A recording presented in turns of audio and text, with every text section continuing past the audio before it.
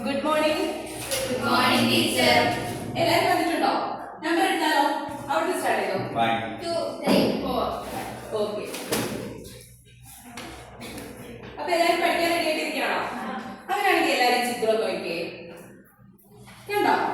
ഈ ചിത്രം നോക്കിയിട്ട് നിങ്ങൾ പറഞ്ഞേ, നമുക്ക് വളരാനും പ്രവർത്തനങ്ങൾ ചെയ്യാനുള്ള ഊർജ്ജം എവിടെ നിന്ന് ലഭിക്കുന്നേ? ആഹാരത്തിൽ നിന്നാണല്ലേ? ഈ ചിത്രത്തിൽ നിങ്ങൾ എന്താ കണ്ടത്? കുട്ടികള് ഉച്ചഭക്ഷണം കഴിക്കുന്നു. ഇങ്ങനെ ഭക്ഷണത്തിലൂടെ അല്ലെങ്കിൽ ആഹാരത്തിലൂടെയാണ് നമുക്ക് വളരാനും പ്രവർത്തനങ്ങൾ ചെയ്യാനുള്ള ഊർജ്ജം ലഭിക്കുന്നത്. നമ്മൾ ഭക്ഷണം കഴിക്കുന്നത് പോലെ സസ്യങ്ങൾ ഭക്ഷണം കഴിക്കാറുണ്ടോ? ഇല്ല അല്ലേ? അപ്പൊ ഭക്ഷണം കഴിക്കാൻ അവർക്ക് എവിടെ നിന്നായിരിക്കും ഊർജ്ജം കിട്ടുന്നത്?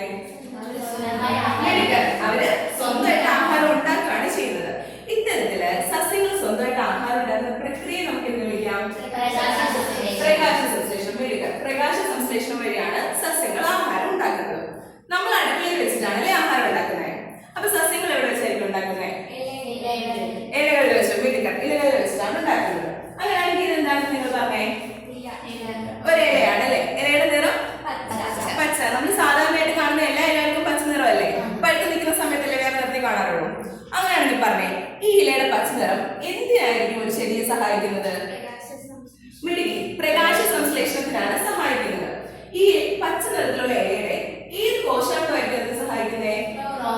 ക്ലോറോപ്ലാസ്റ്റ്. മിടുക്കൻ. ക്ലോറോപ്ലാസ്റ്റുകളാണ് സഹായിക്കുന്നത്. പ്രകാശ സംശ്ലേഷണത്തിന് എത്ര ഘട്ടങ്ങളുണ്ടെന്ന് നിങ്ങൾക്ക് അറിയോ? ഇല്ല. അപ്പൊ നമുക്ക് നോക്കിയാലോ? പ്രകാശ സംശ്ലേഷണത്തിന് 2 ഘട്ടങ്ങളാണ് ഉള്ളത്. എത്ര ഘട്ടങ്ങളാ? 2 ഘട്ടങ്ങൾ. പ്രകാശ ഘട്ടവും ഇരുണ്ട ഘട്ടവും. അപ്പൊ നമുക്ക് ഈ 2 ഘട്ടങ്ങളെ കുറിച്ച് നോക്കാം.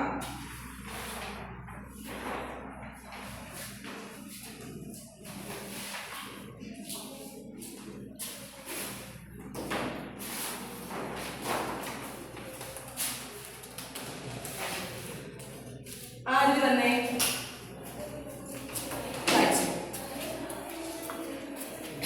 പ്രകാശഘട്ടം. ഗ്രാനയിൽ വെച്ച് നടക്കുന്നു. പ്രകാശത്തിന്റെ സാന്നിധ്യത്തിൽ നടക്കുന്നു. ജലം വിഘടിച്ച് ഹൈഡ്രജനും ഓക്സിജനും ആകുന്നു. ഓക്സിജൻ പുറന്തള്ളുന്നു. ഹൈഡ്രജൻ സ്ട്രോമയിലെത്തുന്നു. ഊർജ തന്മാത്രയായ ATP ഉണ്ടാകുന്നു.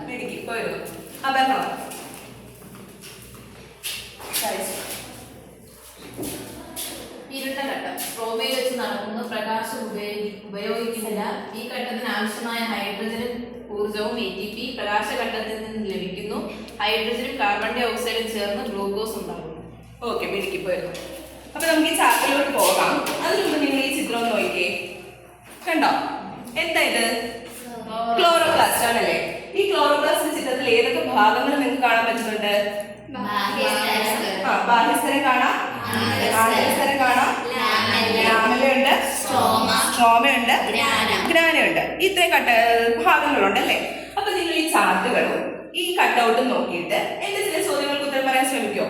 നമുക്ക് നോക്കിയാലോ? അങ്ങനെയാണെങ്കിൽ പറഞ്ഞേ, പ്രകാശഘട്ടം ക്ലോറോപ്ലാസ്റ്റിന്റെ ഏത് ഭാഗത്ത് വെച്ച് നടക്കുന്നേ? ഗ്രാനയിൽ വെച്ച്. മേടിക്കുക. നമ്മൾ ഈ പച്ച നിറത്തില് അടുക്കടുത്തായിട്ട് കാണുന്ന ഭാഗങ്ങളാണ് ഗ്രാന. ഗ്രാനയിൽ വെച്ചിട്ടാണ് പ്രകാശഘട്ടം നടക്കുന്നത്.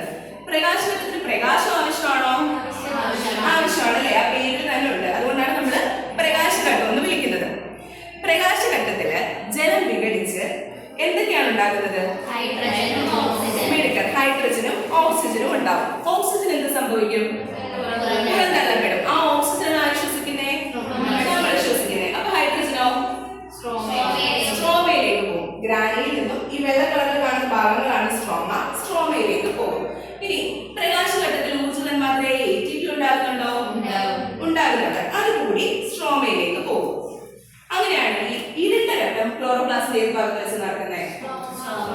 സ്ട്രോമയിൽ വെച്ച് നടക്കുന്നു. വെള്ള നിറത്തിൽ കാണുന്ന സ്ട്രോമയിൽ വെച്ച് നടക്കുന്നു. പ്രകാശഘട്ടത്തിൽ നമ്മൾ പ്രകാശം ഉപയോഗിച്ചല്ലേ? അതുപോലെ ഇരുണ്ട ഘട്ടത്തിൽ പ്രകാശം വേണോ? വേണ്ട. പേര് തന്നെ സൂചിപ്പിക്കുന്നുണ്ട്. അതുകൊണ്ടാണ് ഇരുണ്ട ഘട്ടം എന്ന് വിളിക്കുന്നത്. ഇനി ഞാൻ പറയാണ്, ഇരുണ്ട ഘട്ടത്തിന് ആവശ്യമായ ഹൈഡ്രജനും ATPയും പ്രകാശഘട്ടത്തിൽ നിന്നാണ് ലഭിച്ചതെന്ന്. ആണോ? ആണല്ലേ? നമ്മൾ പറഞ്ഞു ഗ്രാനയിൽ നിന്നും ഹൈഡ്രജനും ATPയും എങ്ങോട്ട് പോകും? സ്ട്രോമയിലേക്ക് പോകും. അപ്പൊ പ്രകാശഘട്ടത്തിൽ നിന്നല്ലേ ലഭിച്ചത്? ആണ്. ഇനി ഇരുണ്ട ഘട്ടത്തിന്റെ അവസാനം എന്താണ് ഉണ്ടാകുന്നത്? ഗ്ലൂക്കോസ്. മിഡിലി ഗ്ലൂക്കോസ് ആണ് ഉണ്ടാകുന്നത്. അപ്പൊ എല്ലാവരും ഉത്തരം പറഞ്ഞല്ലേ? അപ്പോ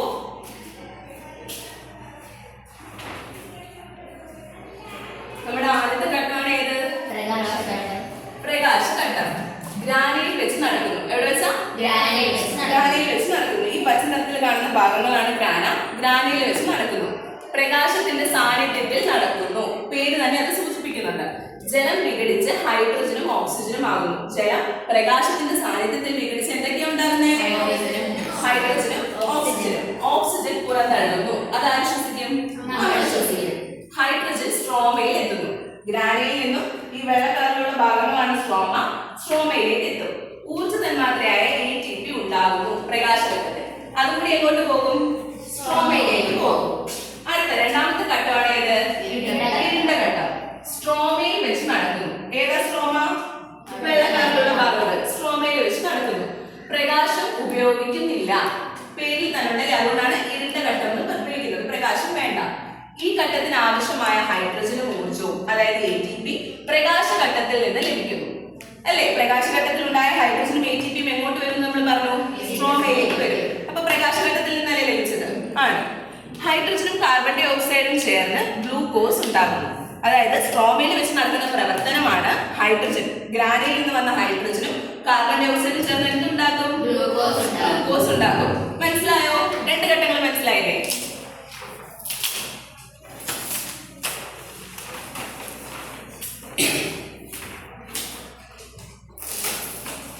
അങ്ങനെയാണെങ്കിൽ അക്ഷയ് പറഞ്ഞേ, പ്രകാശഘട്ടം ക്ലോറോപ്ലാസ്റ്റിന്റെ ഏത് ഭാഗത്ത് വെച്ച് നടക്കുന്നത്?